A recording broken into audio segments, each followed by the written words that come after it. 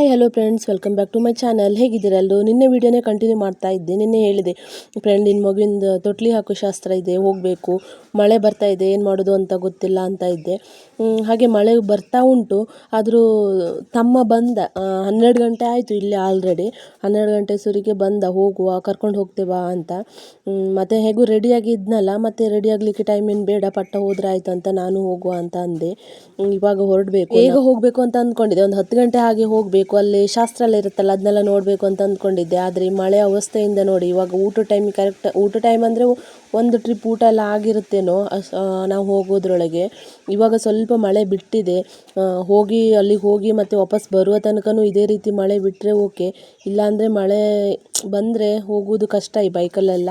ಇವಾಗ rain coat ತಗೊಂಡಿದ್ದೆ ಮತ್ತು ಒಂದು ಕೊಡೆನೂ ಸಹ ತಗೊಂಡಿದ್ದೆ. ಈಗ ಸ್ವಲ್ಪ ಮಳೆ ಇದ್ದರೆ ಕೊಡೆ ಇಟ್ಕೊಂಡು ಹೋಗ್ಬೋದು, ಇಲ್ಲಾಂದರೆ ಗಟ್ಟೆ ಮಳೆ ಬಂದರೆ ರೈನ್ ಕೋಟ್ ಬೇಕು. ಹಾಗಾಗಿ ರೈನ್ ಕೋಟ್ ಕೊಡೆ ಎರಡು ಸಹ ತಗೊಂಡಿದ್ದೆ. ಫ್ರೆಂಡಿನ ಮನೆ ಇರೋದು ಬೈಂದೂರಲ್ಲಿ. ನಮ್ಮ ಮನೆ ಹತ್ತಿರ ಆಗಿದ್ದರೆ ಬೇಗನೆ ನಾನು ಒಬ್ಬಳೇ ಹೋಗ್ತಾ ಇದ್ದೆ. ಅದು ಬೈಂದೂರು ತುಂಬ ದೂರ ಆಗುತ್ತಲ್ಲ.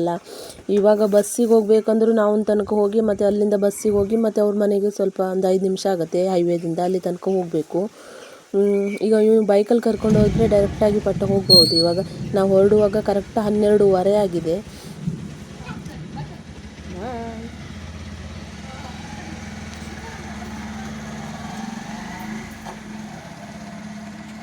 ನಾನು ಹೊರಡುವಾಗ ಮಳೆ ಇರಲಿಲ್ಲ. ಹಾಗಾಗಿ ಅಂದರೆ ನಾನು ಅಂದ್ಕೊಂಡೆ ಇವಾಗ ಮಳೆ ಹೋಯ್ತೇನೋ, ಇನ್ನು ಬರೋದಿಲ್ಲ, ನಾವು ಆರಾಮಾಗಿ ಹೋಗ್ಬೋದು ಅಂತ ಅಂದ್ಕೊಂಡೆ. ಆದರೆ ಅರ್ಧ ದಾರಿನಲ್ಲಿ ಇನ್ನೇನು ಸ್ಟಾರ್ಟಿಂಗ್ ಹೊರಡುವಾಗಲೇ ಮಳೆ ಸ್ಟಾರ್ಟ್ ಆಗಿಬಿಡ್ತು. ಅಲ್ಲೇ ಸ್ವಲ್ಪ ಹೊತ್ತು ಗಾಡಿ ನಿಲ್ಸ್ಕೊಂಡು ರೈನ್ ಕೋಟ್ ಎಲ್ಲ ಹಾಕ್ಕೊಂಡು ಹೋದೆ. ಹೋಗುವಾಗ ಎಲ್ಲರೂ ಸಹ ಊಟ ಮಾಡ್ತಾಯಿದ್ರು. ನಾವು ಹೋಗಿ ಮಗುವಿಂದೆಲ್ಲ ಮಾತಾಡಿಸ್ಕೊಂಡು ಹಾಗೆ ಊಟ ಮಾಡಿಕೊಂಡು ಮನೆಗೆ ಬಂದು.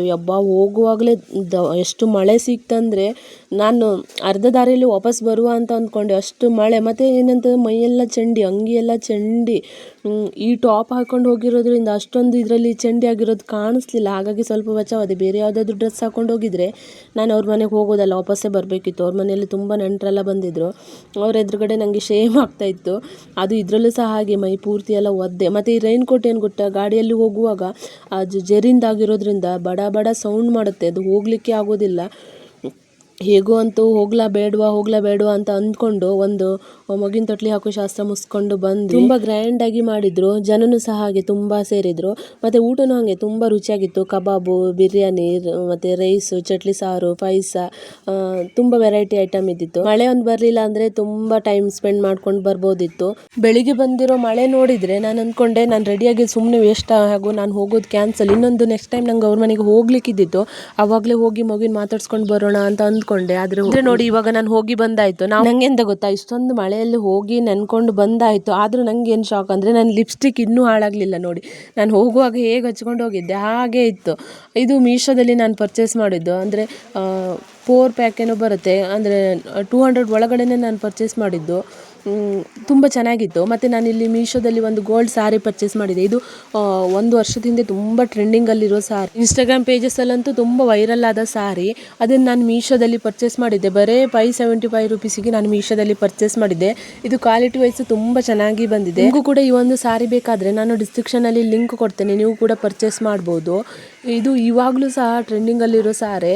ಆವಾಗಿಂದ ಇವಾಗಲೂ ತನಕ ತುಂಬ ಟ್ರೆಂಡಿಂಗಲ್ಲಿ ಓಡ್ತಾ ಇದೆ. ಇದು ನೀವು ಕಾಂಟ್ರಾಸ್ಟ್ ಆಗಿ ಯಾವ ಕಲರ್ ಬ್ಲೌಸ್ ಬೇಕಾದರೂ ಸಹ ವೇರ್ ಮಾಡ್ಬೋದು.